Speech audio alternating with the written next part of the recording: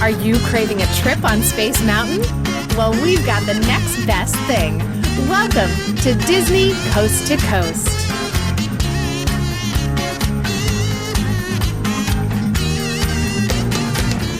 Hey folks, and welcome to Disney Coast to Coast, the ultimate unofficial Disney fan podcast. I'm Jeff DePauli, and welcome to the House of Mouse headlines brought to you by LaughingPlace.com, your up-to-date resource for the latest Disney news every day of the week.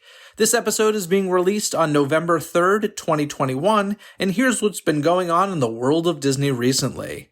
Ticket and parking price increases at the Disneyland Resort, the apparent return of the Main Street Electrical Parade, Hocus Pocus 2 casting news, and more. It's all coming your way right after this. With the holidays right around the corner, you've probably started holiday shopping or at least thinking about it. I don't know about you, but I would love it if someone gifted me a theme park scented candle. It's the perfect mix for my love of theme parks and fire. Check out their different scent options reminding you of attractions like Haunted Mansion, Pandora, the World of Avatar, Remy's Ratatouille Adventure, and more. Check out all of the scents available by clicking the link in this episode's description, and don't forget to use code DCTC when checking out to save. Hear the latest news from the Walt Disney Company in today's House of Mouse headlines. The Tokyo Disney Resort has announced an official opening date for its new Toy Story Hotel. Billed as the resort's first moderate hotel, the new property will welcome its first guests on April 5th, 2022, and feature 595 rooms decorated like Andy's room from the first Toy Story film. Also at the hotel, a new restaurant called Lotso Garden Cafe, inspired by the strawberry-scented teddy bear from Toy Story 3, will open and will offer a buffet service at breakfast and dinner.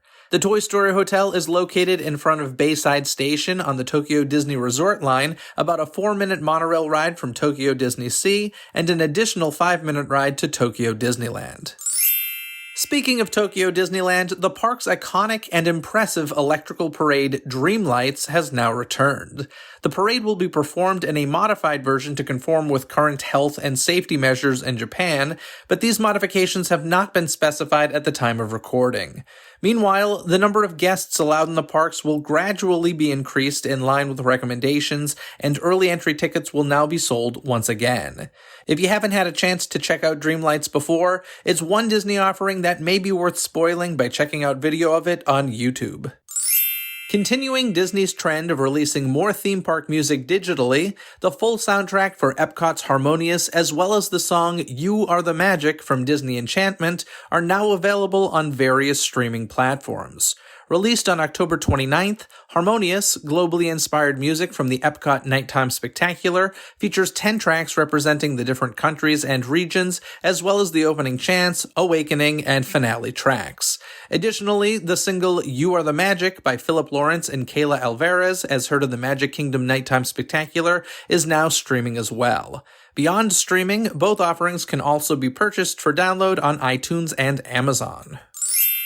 When Avengers Quantum Encounter debuts aboard the Disney Wish, the dining experience will assemble some familiar heroes from the Marvel Cinematic Universe. As the Disney Parks blog confirmed, in addition to Paul Rudd and Evangeline Lilly appearing as Ant-Man and the Wasp respectively, two captains, Anthony Mackie's Captain America and Brie Larson's Captain Marvel, will also be featured. Kerry Condon will also reprise her role as the voice of Friday, while actor Ross Marquand will voice Ultron just as he did in the recent What If Disney Plus series. Avengers Quantum Encounter at the Worlds of Marvel restaurant will premiere when the Disney Wish sets sail next summer. ABC has picked up full season orders for two of its Wednesday night comedies. The Wonder Years, as well as sophomore sitcom Home Economics, have both received additional episode orders, bringing the season total to 22. This follows a strong start for The Wonder Years, which takes inspiration from the hit 1989 show and stars Alicia E.J. Williams, Don Cheadle, and Dule Hill, among others. Meanwhile, Home Economics, starring Topher Grace, Caitlin McGee, and Jimmy Tatro, debuted last year with a shortened season and is now 6 episodes into season 2. You can catch both comedies alongside The Goldbergs and The Connors Wednesday nights on ABC. Up-and-coming actress Lizette Alexis has been tapped for the lead role in the upcoming National Treasure TV series for Disney+. In this takeoff of the popular franchise, Alexis will play Jess, a brilliant and resourceful Latina woman with a natural talent for solving puzzles. Jess will uncover her own storied history, along with the truth about her parents and her connection to a long-lost Pan-American treasure.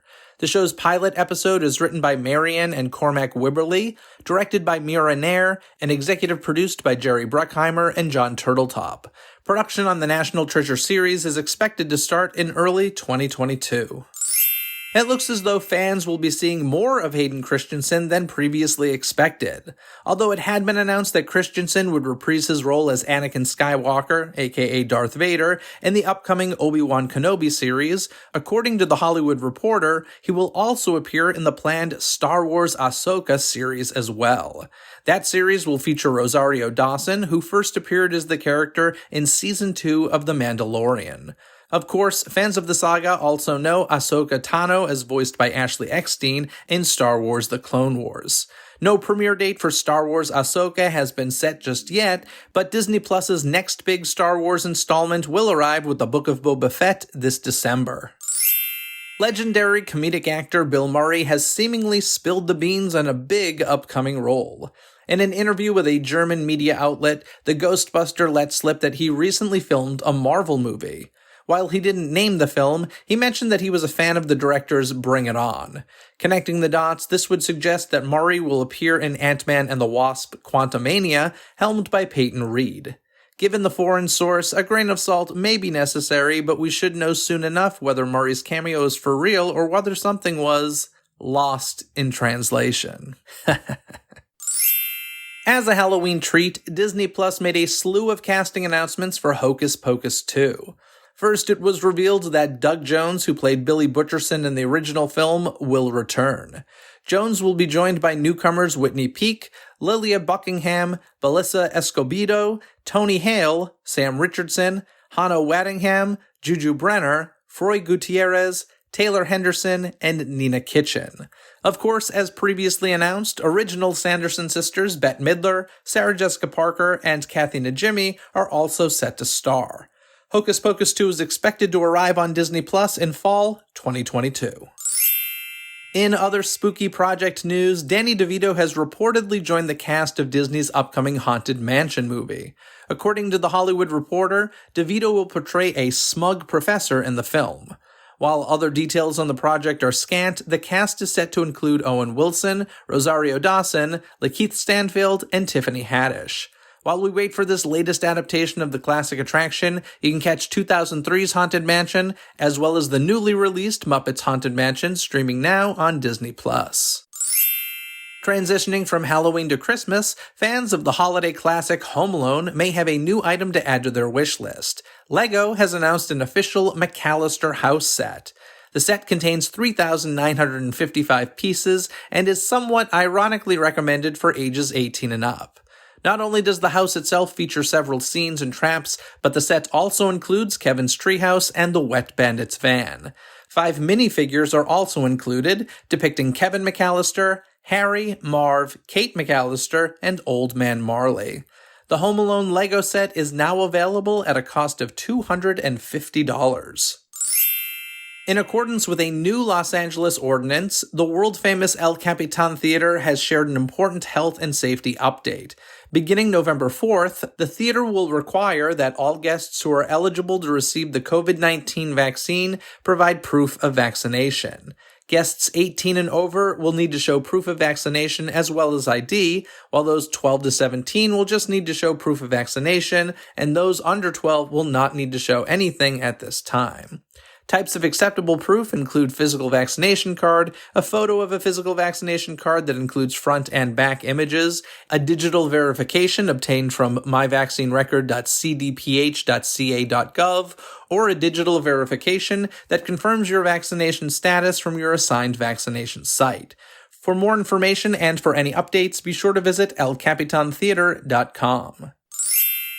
And now it's time to bring back Kyle Burbank from laughingplace.com. Hello, Kyle. Hey, Jeff. Happy Halloween/Merry Christmas. Yeah, happy in between holidays, almost Thanksgiving, but people like to ignore that one. So the amount of tweets I saw of, like me on October 31st, me on November 1st of the Christmas day. That meme's been going around for several years now. Yeah, listen, I appreciate it. I get it. I do wish that Thanksgiving got a little more love. And also, I just hate that people are so easily willing to throw away Halloween. It's like, no, this is a day, let's take a day to remember. I mean, there's the whole Dia de los Muertos thing simply to remember Halloween. That's the whole purpose of it, right? Yeah, I guess so. No, that is not the purpose of Dia de los Muertos. But in any case, but didn't Coco teach you anything? I still haven't watched Coco. Oh, you really should. It's very, very, I should very watch good. It the day we're recording this because it would be quite appropriate. Yeah, I say it every year. Every year I'm like, November 1st, I'm going to watch it.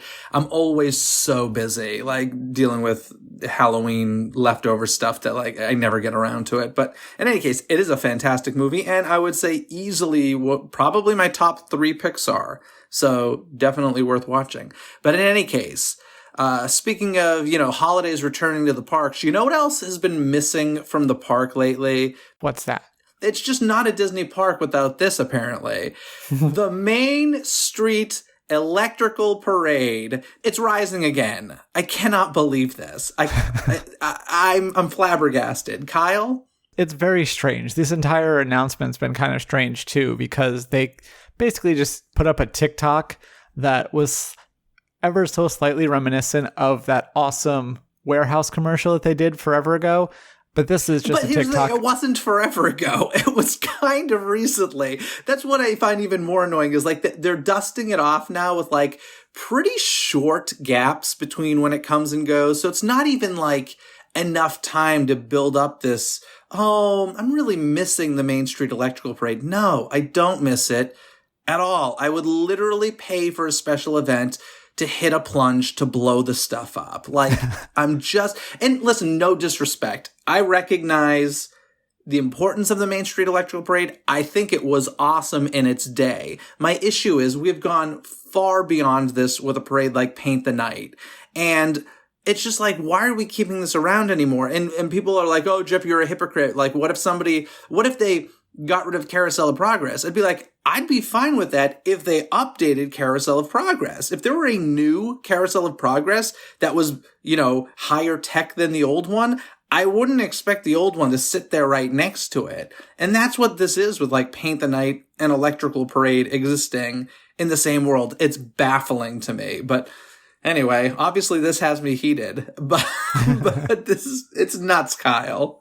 Yeah, well, at the time that we're recording this, I guess they haven't officially confirmed any details, but it wouldn't surprise me if by the time people hear this, we have more information. But yeah, I don't get it either. I don't know anyone who is obviously people have a special place. The Main Street Electrical Parade is a special parade, but you can only retire it so many times. And then, it's fool me once, fool me can't get fooled again. Yeah, I have a bulb from its final performance sitting on my bookshelf. Apparently that's not true. But, I don't know. This is just too much. Like you said, we don't know tons of details. The teaser definitely insinuates that it's heading to Disneyland. I mean, we see one of the bug things drive onto a Disneyland truck. But we don't have dates. We can only hope that they just continue driving east. I mean, maybe that's the thing. It's hey, it was last at Disneyland. Now it's getting on a Disneyland truck to head east to Walt Disney World. That could be the case. Who knows? But it was ambiguous. And that's why we kind of said, we're it definitely feels like it's probably Disneyland. But, because of how they teased this with no information, just said to be continued, who really knows for sure? Yeah, maybe this next story is connected because the Disneyland Resort tram service is going to resume in early 2022. Maybe they're replacing the trams with floats from the Main Street Electrical Parade. You get to ride those down the street to the park. Maybe that's what's happening. I mean, that's pretty smart. That'd be something people would pay an extra upgrade for. It's true. We'll get to paying more at Disneyland real soon. But yeah, listen, the trams are returning. This is long overdue. I don't know what took so damn long, but they're coming back in early 2022. We have no specific date mentioned. But I'm going to assume that this is a response to public complaints, because I just feel like the complaints have been like nonstop recently on social media for Disneyland and Disney and as a whole. And it is absurd, like the walk from Mickey and Friends to Disneyland Park. And I'm frankly surprised people have accepted it for as long as they have. Yeah, I haven't paid too much attention. I don't go on Twitter very often, but I know that we've discussed before how it was something that people were passionate about, even if I personally haven't taken the tram in forever, because once they added the doors, that was it for me. I'm like, this is stupid. Yeah, you've said that. What's the issue with the doors? What do you? I just thought it was stupid. I don't, because it was because someone fell asleep and fell off the tram, and so I just think just the principle of the thing, it makes me angry. Oh man, you're amazing. Speaking of craziness on Twitter, did you see this tweet with the Disneyland quoting the OC register?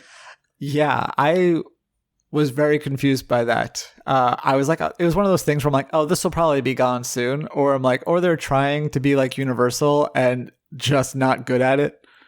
Yeah, so if anybody doesn't know, I mean, if the Universal Studios Twitter accounts are the sassiest accounts of it, like they make me laugh out loud more than like anything I watch on television. They're so funny. But of course, Disney being Disney, like they are the proper brand and the good student sort of brand. And so they're very just kind of direct, matter of fact sort of thing. So when they retweeted, I think it was the OC Register tweet that had an article saying something like, based on the amount of rides, it's a much better value to go to Disneyland. And it was just they should have done that 10 years ago. It would have been even different. It was just a weird poke at Universal. And the fact that Disneyland retweeted it was bizarre. And also, like, it's kind of like they don't even know their own business, because that may be true for Disneyland, but like not Disney's Hollywood Studios or like other parks that the same company owns. So to me, I was like, this is just dumb, uninformed, tacky. It was a dunk that didn't even make any sense. Like, they didn't just be like, yeah, what up now? Or it came from, like they didn't say anything clever. They're just like, as we continue our phased reopening, it's like, this doesn't even fit. Like, did you mean to retweet this article? Yeah. Like, it was just a bizarre thing. It was the weirdest, most confusing Disney social media moment since, if you remember, the infamous Think Again. I don't remember that. What was that? So when Star Wars The Force Awakens opened, Disney Springs put out a tweet that's like, thinking of camping out for Star Wars Force Awakens? Think again. And then it was like, had the rules about how, they're not allowing overnight camping. And it was just like, that's kind of harsh. People are excited to see your movie. You're just like, think again.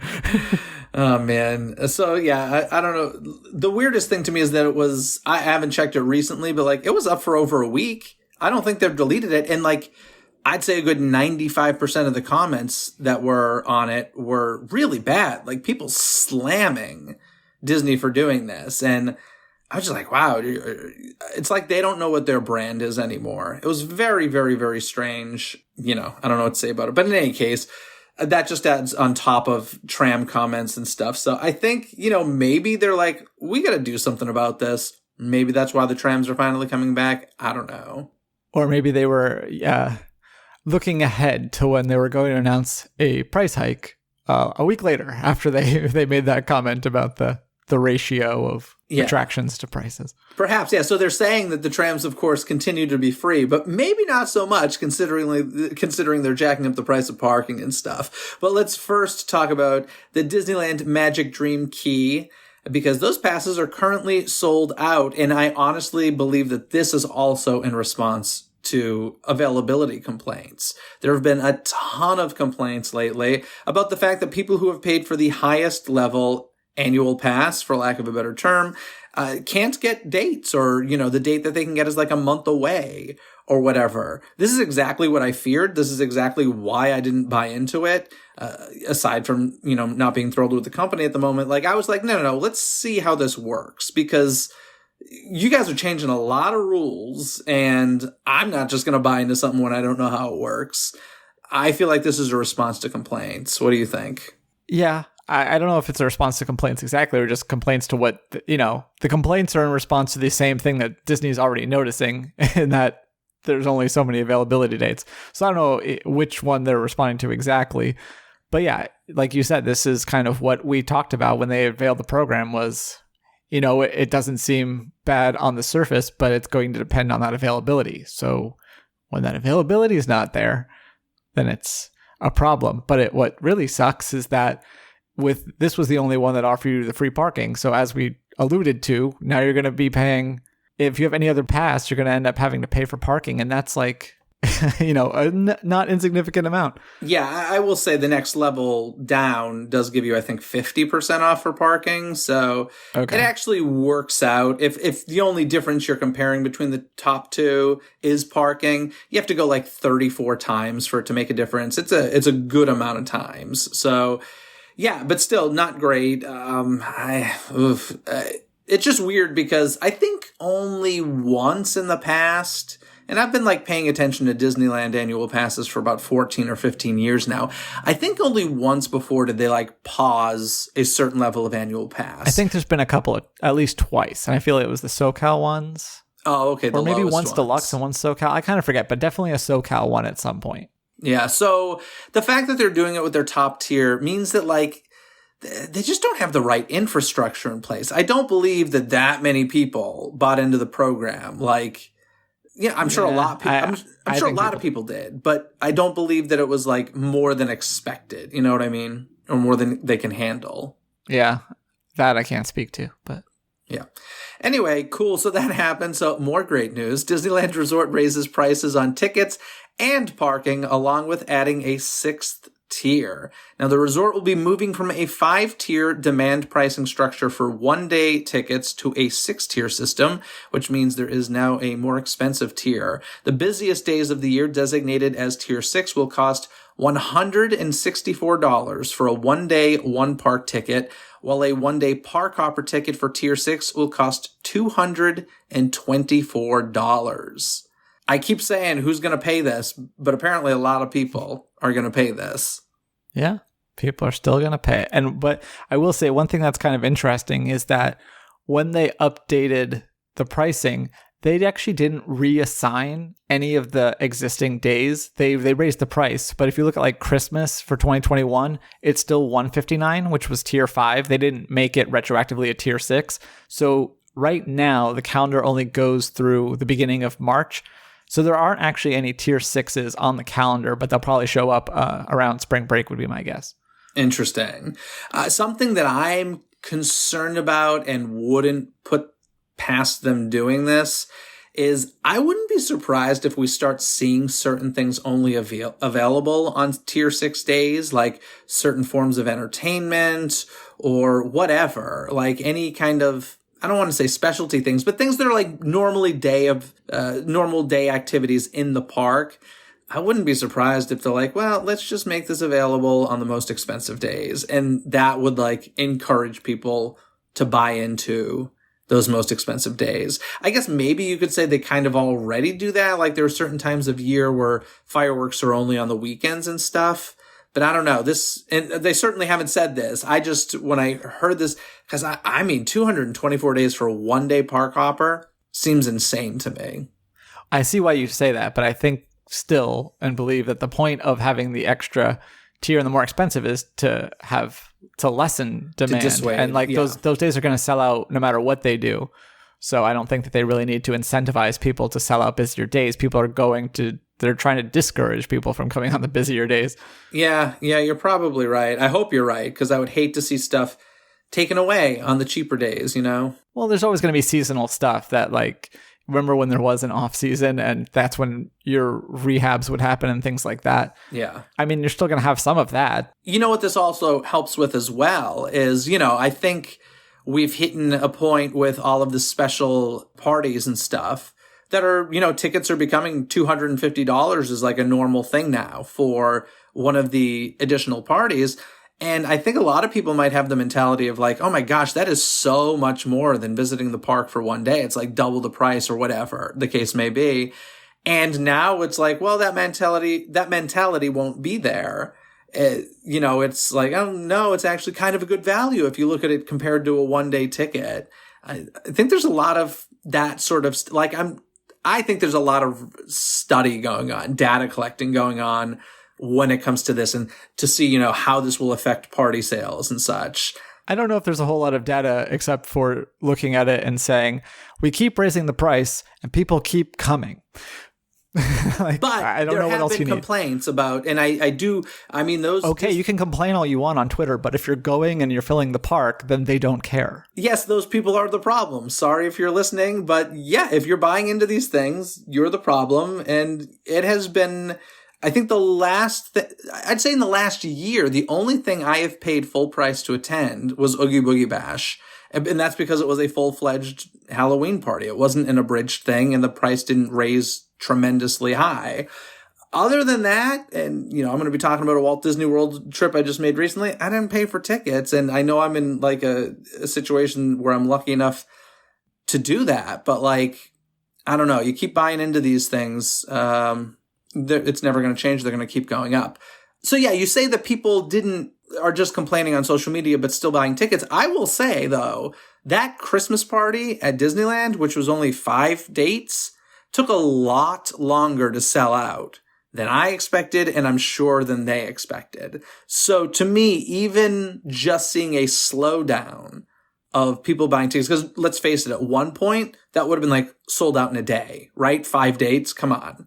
But I think people have stopped and thought about it. So it's okay, how much higher can we really go?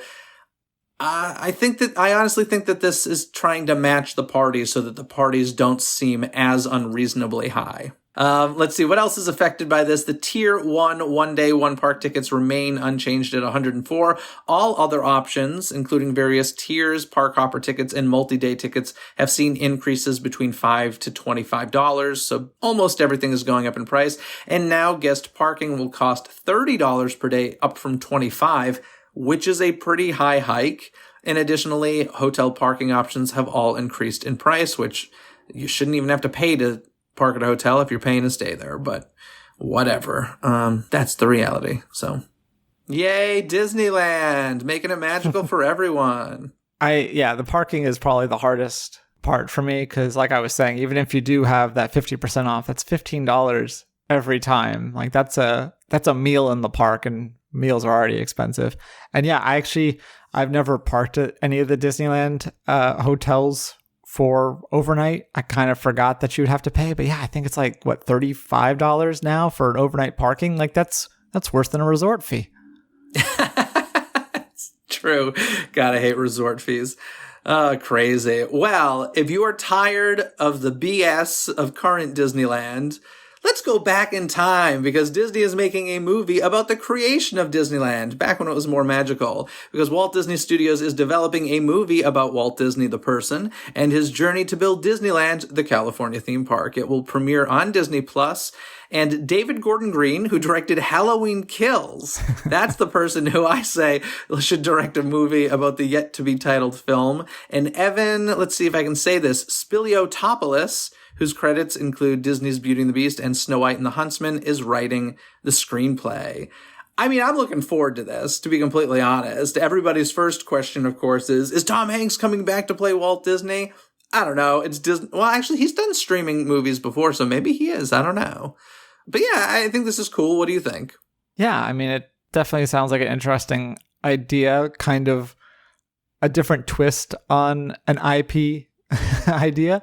I feel like we've heard about this, wasn't Favreau or something working on a movie that was called different. Disneyland? That was Magic Kingdom, and that was going to be like Night at the Museum, but at the parks. Okay. I like this idea better, to be honest. I think that, I don't think they have to be mutually exclusive, but yeah. Yeah, I haven't heard anything about Magic Kingdom in a long time. He's a busy boy. I guess so. He's Disney legend Jon Favreau, by the way. He's saving Star Wars and continuing Marvel excellence, I guess. But yeah, this kind of came out of nowhere, it seems like, but cool. And also a film that I would kind of want to see on the big screen, to be honest. But, Yeah, we'll see how that works out. They're just throwing a lot of different things out there for Disney Plus. I know we already expected that it was going to generate a lot of new content and projects. And I think we sometimes lose sight of that, of just what that means and just how many different things this could mean, how many different directions they could take this. So, well, we're getting ready to see a big decline in subscribership for Disney Plus, from what I understand. I think I was talking to somebody who mentioned that the Disney Plus subscriptions, I guess there's some country that doesn't like allow automatic, like they only had the annual option and they don't India. Is it India? Okay, they don't allow. Yeah, Chapek talked about this in a call. Okay. Or an interview with thing. Yeah, so he was basically saying like they still plan to hit their ultimate targets, but he was basically warning that it's not going to be a linear growth. They might see dips or like growth, but modest growth during some quarters and then larger growth during other quarters and things like that. So yeah, if you look at when that interview started and then when he said that, the stock just dropped like $5. It was pretty cool. Well, I mean, listen, I can't feel bad with a statistic like that only because they hit their like 5-year goal in 1 year. So they could probably like lose a quarter of their audience and still be ahead of where they expected to be. Like, no, that's true, but that's not how a lot of investors think. And so, I mean, the entire thing of, you can still believe in a company at a certain point, like watching the stock every day and trying to appease the shareholders is part of the problem. So on the one hand, it is kind of a good thing that he's like, hey, like, just let us do our thing. Like, if you believe in the product, just believe in it and not sit here and, every quarter be like, oh, well, they only gained 10 million this time. And if they keep this up, then they're not going to make it. It's like, well, yeah, but that's not how it works. But on the other hand, yeah, we'll see how it goes. And you're right about India, not only the renewal thing, but also it is way cheaper if you convert to dollars, how India, the Disney Plus Hotstar is, just because, India is not as well off as America.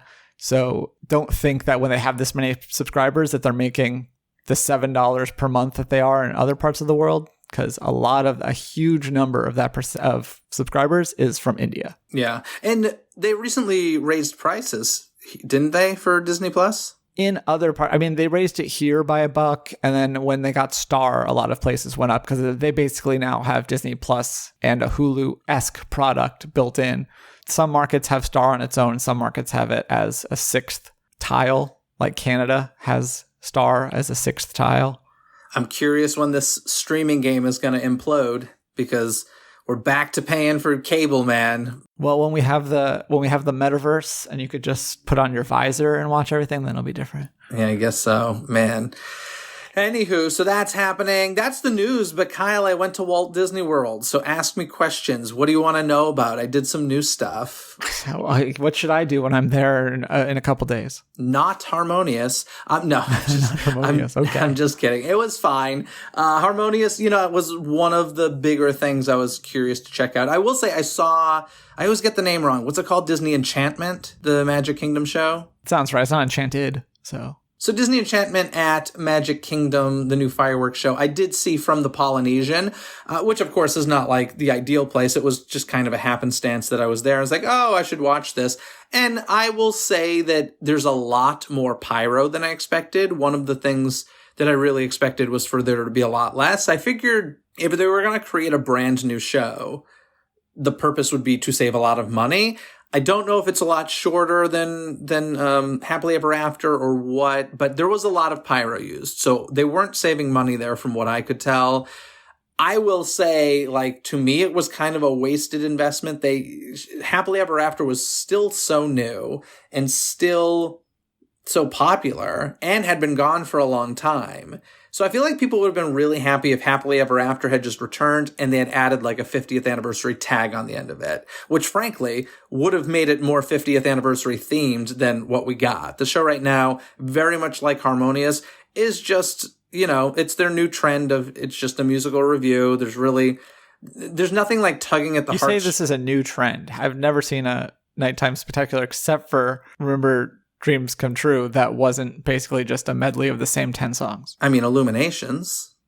Okay, well, I mean, like, I'm talking about fireworks show. I guess that's still a fireworks show. I'm thinking like Magic Kingdom and Disneyland fireworks. I feel like it's gotten way worse recently. I mean, Fantasmic has a story. And listen, I know we're talking about old stuff here, but Fantasmic has a story. I felt like Happily Ever After has a better through line, although it's still just a medley. But yeah, I want something to tug at my heartstrings. It didn't.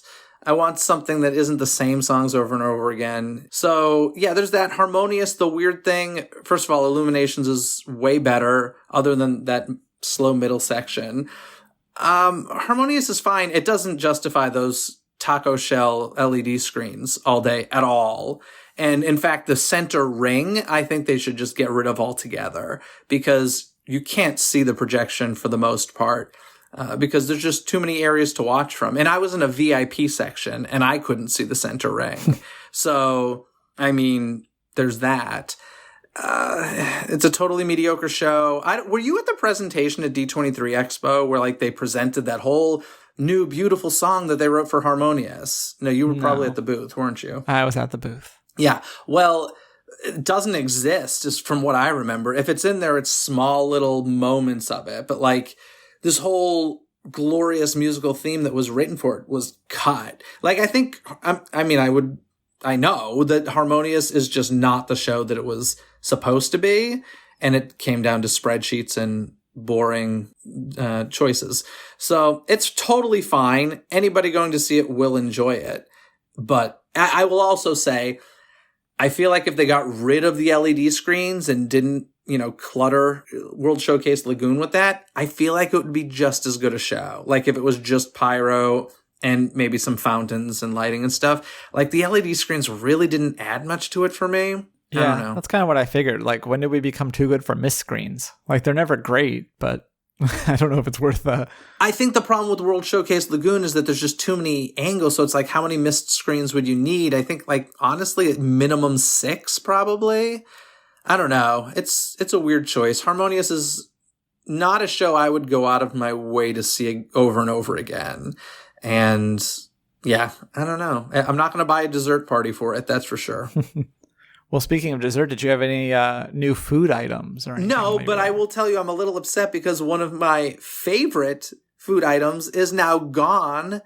The peanut butter and jelly milkshake from 50's Primetime Cafe that I usually go to the bar and get to go was not available. Like, they only serve alcohol at the bar now.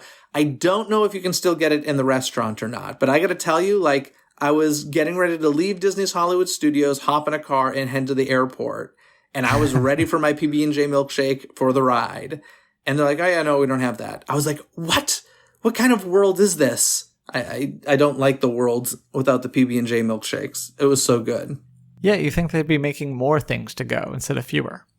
Yeah, it's so good. So there's that. Anything new that I tried? Oh, you know what I did have? I had a really, really, really wonderful... They called it a cake pop, a Jack Skellington cake pop. But honestly, it was a pie pop. Because inside of Jack Skellington was pumpkin pie, of which I'm a big fan. And it was a really yummy pumpkin pie. And for November, I believe, instead of it being Jack Skellington's head, it's just going to be a pumpkin design. This was at the Grand Floridian at something grill. Can never remember the name of it, but something grill at Disney's Grand Floridian. It was really good. So I did enjoy that. I also went to Planet Hollywood to get LA lasagna, which I haven't had in over a decade. So that made me happy. Our friends indulged me and let me do that. Went to Club Cool, had the Beverly, of course. Had to do a, little shot contest with the friends. They all, sucked because they filled less than half their cup. I devoured that whole thing, just gonna say. But we did that. And yeah, Remy's Ratatouille Adventure. Gotta be honest, completely forgot that it existed until I walked by a sign in Epcot. I was like, oh yeah, maybe I should try that. And then I was like, oh, I can't because I park hopped over here, number one. So virtual queue only situation got to deal with. And then I'm like, not buying a lightning lane for that. That's not happening. So there was that. And then Hall of Presidents. I haven't done that in so long. Really well produced, I will say. I haven't done it since, I think, the last changes. So, like the last major changes to the show. Really well produced and had a great time. Had great weather for the most part. Primarily went for Halloween Horror Nights. Of course, loved that. So good. But, hung out at the Disney parks with some great mutual friends of ours. and it was fun as always. Nice. Well, I'm looking forward to this. If you think of any other recommendations of stuff I need to check out while I'm there, I am looking forward to that weather. I see like highs below 80, so that's pretty good for Florida. For me, it's not about the temperature. It's about humidity and rain. That's what it's about for me. I don't care how hot it gets, just as long as it's not humid. I care and how rainy. hot it gets. Yeah, well, you bring those shorts with you, just in case. The shorts that I bought for the first time. Exactly. So, yeah, there's that, and I'm trying to think what else was going on there. We're going to try, we got a reservation for lunch at Steakhouse 71, so I'm excited to try this burger I keep hearing about. Nice. I'm trying to think if I ate at any place spectacular. Not really. The pumpkin pie pop was probably the thing that I was most excited about, to be honest. It was really, really good. And yeah, fun time at Walt Disney World. Alrighty, Kyle, I think we're going to wrap it up there, but thank you so much. When is your vacation coming up? It's very soon, right? Yeah, by the time people hear this, I should be getting to Walt Disney World shortly. And then I'm doing the 10K with my wife on Saturday, and then she's doing the half marathon on Sunday. So that'll be fun. Excellent. And you will tell us all about it on the next House of Mouse headlines. And do you plan on checking out Harmonious and or Disney Enchantment? I think we probably will end up seeing Harmonious because there's an after party for the half marathon at Epcot that night. So I'm sure they'll run that. As far as the other one, Enchantment. Disney Enchantment, it depends. We are going to Magic Kingdom for a different party, and I don't know what the schedule is.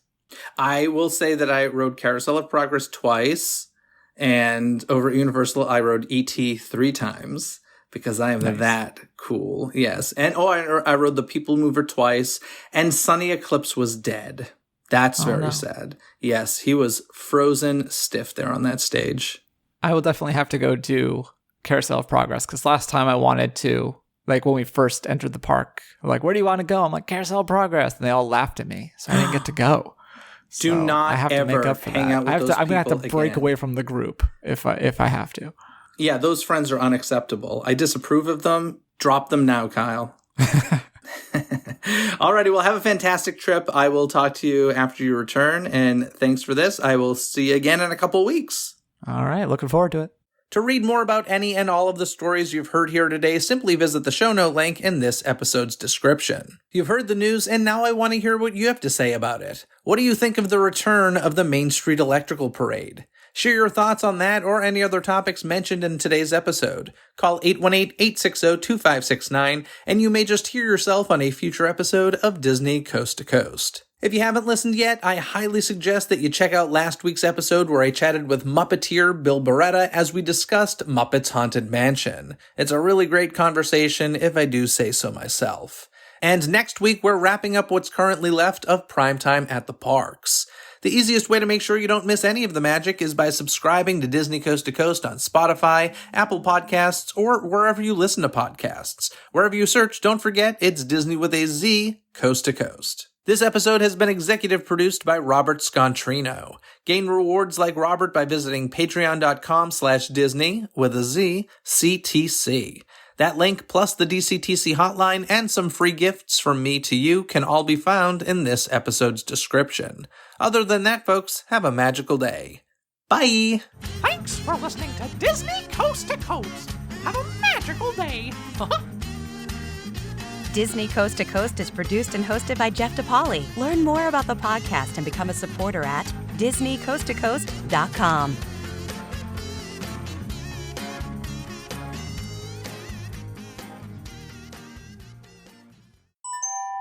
This podcast is part of the DePodcast Network. Learn more about this show, plus find more quality and entertaining podcasts at DePodcastNetwork.com. That's DEPodcastNetwork.com.